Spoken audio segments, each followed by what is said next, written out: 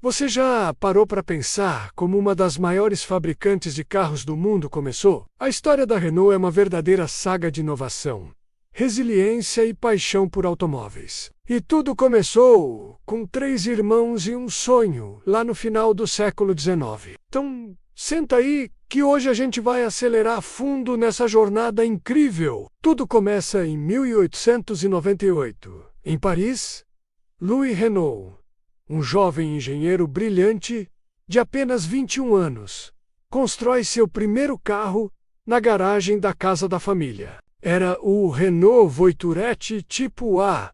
Ele não só construiu o carro, como também inventou e patenteou a primeira caixa de câmbio de acionamento direto.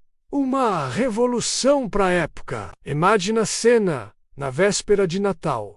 Ele sobe a íngreme Rua Lepic, em Montmartre, com seu carro, impressionando todo mundo. Naquela mesma noite, ele recebeu suas primeiras 12 encomendas. Era o sinal que ele precisava, vendo o potencial do negócio. Em 1899, Louis se une a seus irmãos Marcel e Fernand e funda a Société Renault Frère. Louis cuidava do design e da produção, enquanto Marcel e Fernand gerenciavam o negócio. Desde o início, a Renault apostou nas corridas de automóveis como vitrine para sua tecnologia. E deu muito certo! A marca começou a colecionar vitórias, e as vendas dispararam. Tragicamente, Marcel Renault faleceu em 1903 durante a corrida Paris-Madrid. Um golpe duro para a família e para a empresa.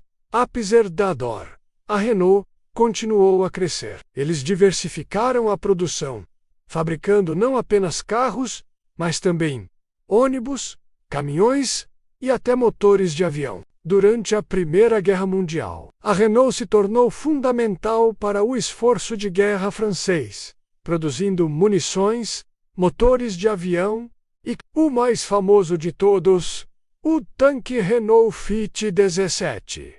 Esse tanque, com sua torre giratória de 360 graus, foi tão inovador que seu design influenciou a construção de tanques por décadas. Ele foi crucial para a vitória dos aliados e consolidou a imagem da Renault como uma gigante industrial. No período entre guerras, a Renault continuou a inovar. Lançou carros que se tornaram ícones, como os luxuosos modelos de 6 cilindros. A empresa expandiu suas fábricas, criando uma linha de montagem moderna na La Cigane, uma ilha no rio Sena, perto de Paris.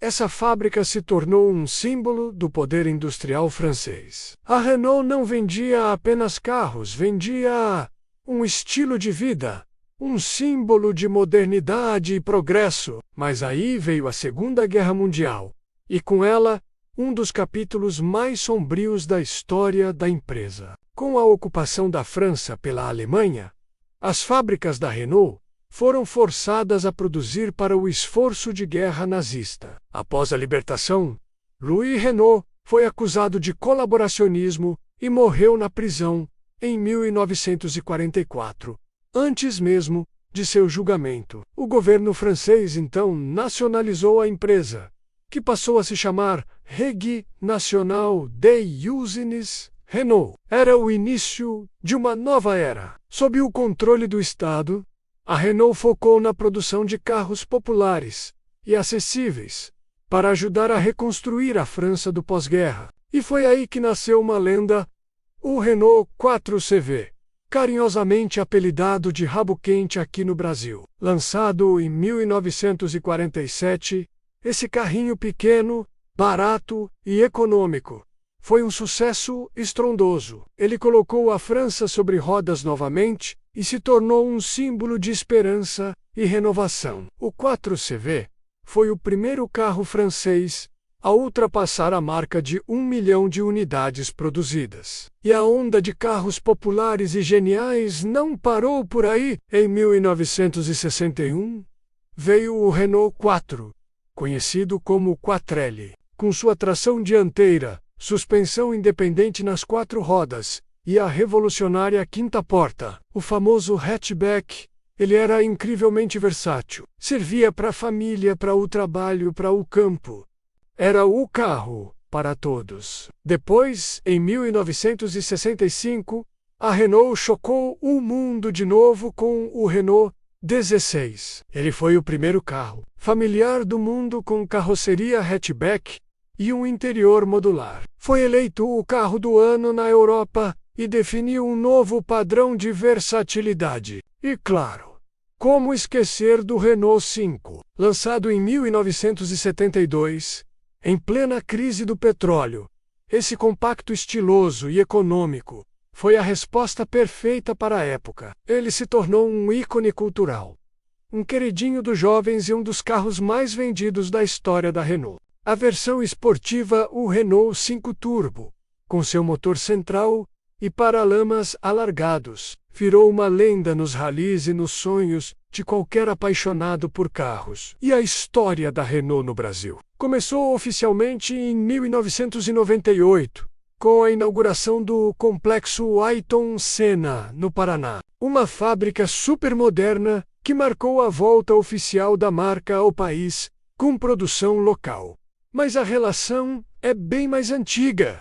Desde os anos 50, carros como o Dauphine, o Gordini e o Interlagos, uma versão do Alpine A108, foram produzidos aqui sob licença pela Willys Overland. Esses carros marcaram época e estão no coração de muitos brasileiros. Com a fábrica no Paraná, a Renault lançou modelos que se tornaram muito populares por aqui. Quem não se lembra do Clio, que chegou inovando no segmento de compactos, e o Scenic, que simplesmente criou o segmento de minivans médias no Brasil, um carro perfeito para a família. Depois vieram o Sandero e o Logan, focados em oferecer espaço interno e robustez, conquistando uma legião de fãs e se tornando campeões de vendas. E mais recentemente o Kwid e o Duster, que surfaram na onda dos SUVs e se firmaram como grandes sucessos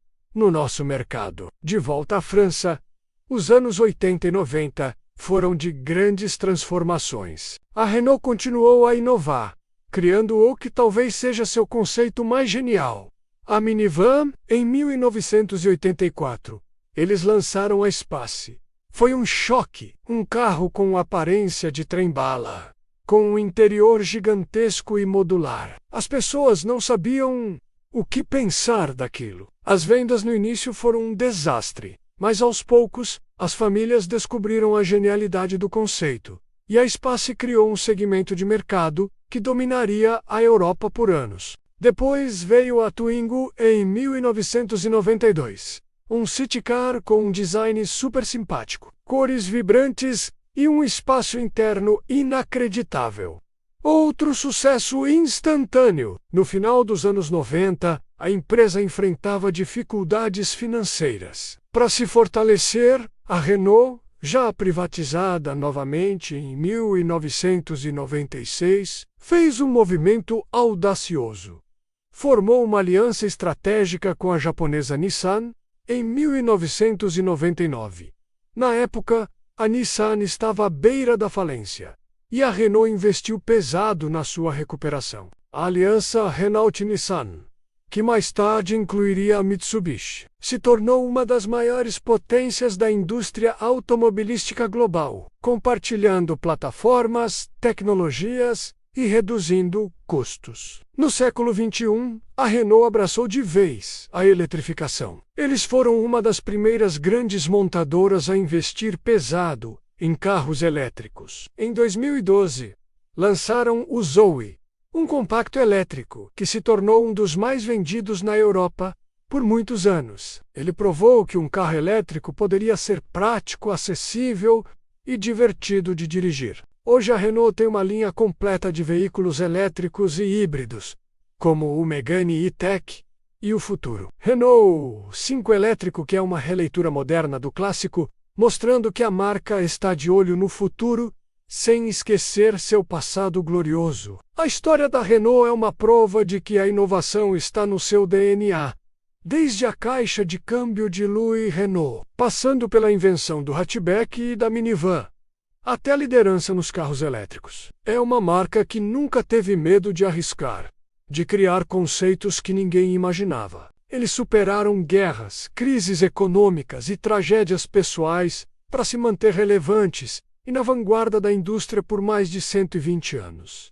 E essa jornada continua, com novos designs, novas tecnologias e um foco cada vez maior na sustentabilidade. A Renault segue acelerando rumo ao futuro.